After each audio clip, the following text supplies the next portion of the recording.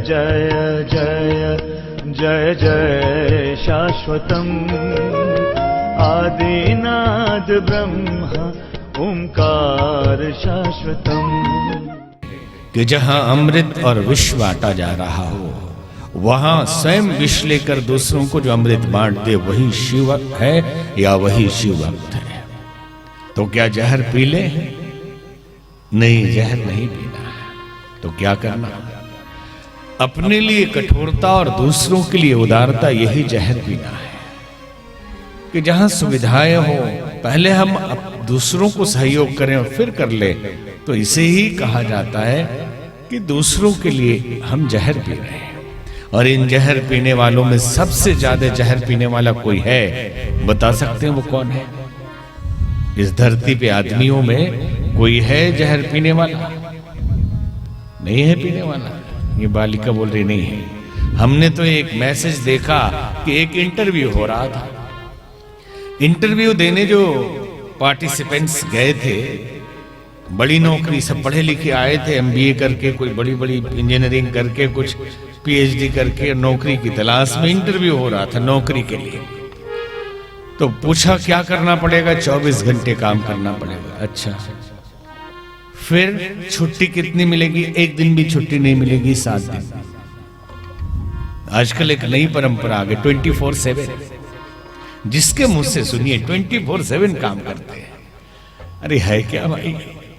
अरे 24 कैसे काम करोगे? सोओगे भी तो कभी।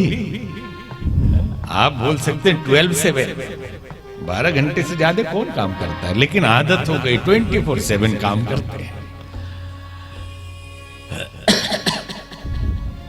तो इंटरव्यू में पूछा कि हफ्ते भर काम करना पड़ेगा, छुट्टी नहीं? बोले छुट्टी कोई नहीं। तो खाना बना हुआ मिलेगा? बोले नहीं, भोजन भी आपको अपने से बनाना पड़ेगा, भोजन आपको नहीं मिलेगा। तो बीमार हो जाए तो छुट्टी होगी नहीं, उस दिन हो सकता काम ज्यादा हो। और छुट्टी के दिनों में तो काम कम होगा कुछ? बोले नहीं, उस दिन काम और बढ़ जाएगा। तो भोजन जो मिलेगा वो पकाएंगे हम? तो हाँ, आप ही पकाएंगे।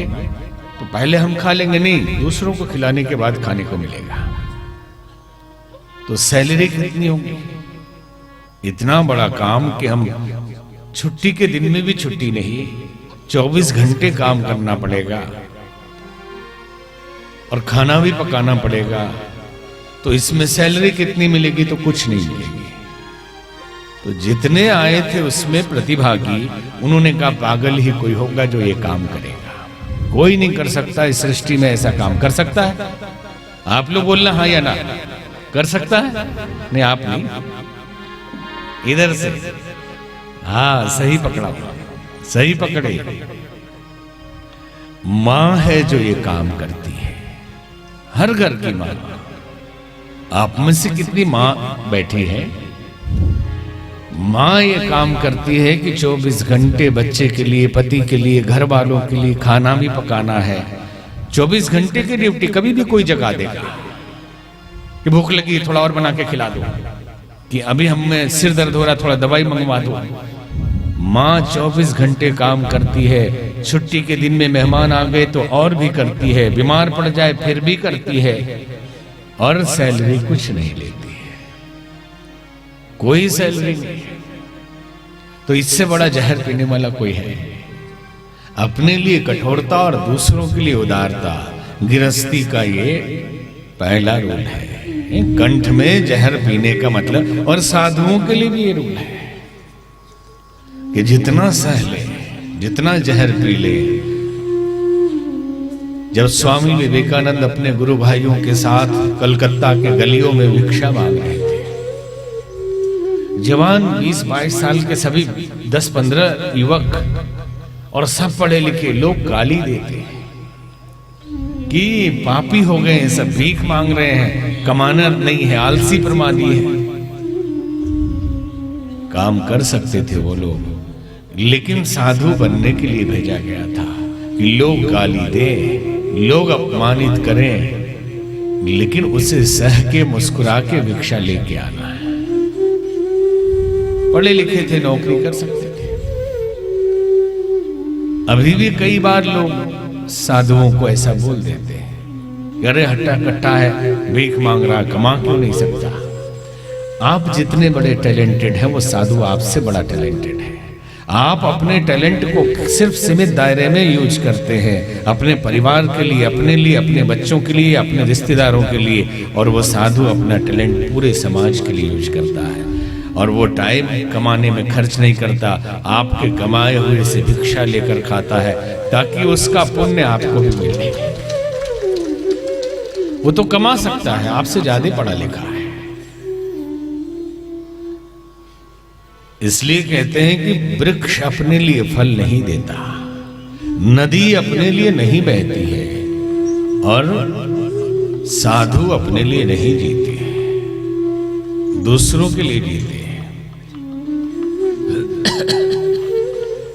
कई लोग जब नाराज होते हैं ना, और कथा कहीं हो, पत्नी से नाराज हो जाए, तो आकर यही कहते हैं कि बाबा अब हमने सोच लिया, संकल्प ले लिया है, आपके साथ ही अब चले चलेंगे, अब बाबा बन ही जाना है, दिखा देंगे हम घर वालों। अरे ऐसे कोई बाबा बनता है कि गुस्सा है तो बाबा बन गए, गुस्सा शांत तो जो थे वो हिमालय में चले जाएंगे, वहां भी घर की याद आने लगेगी, तुरंत तुरंत बाबा बनते हैं। ये राह नहीं है फूलों की, कांटे ही इस पर मिलते हैं। ये राह नहीं है फूलों की, कांटे ही इस पर मिलते हैं। ले दर्द जमाने का दिल में, बस हिम्मत वाले चलते हैं।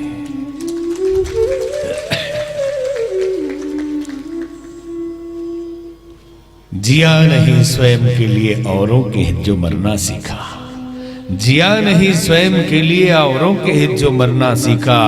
दुखियारी पीड़ित मानवता देखकर जिसका अंतस चीखा, बना वही जग का पैगंबर, मंदिर का भगवान बन गया। गुरुद्वारे का ज्ञान ग्रंथ व गिरजाघर की शान बन गया।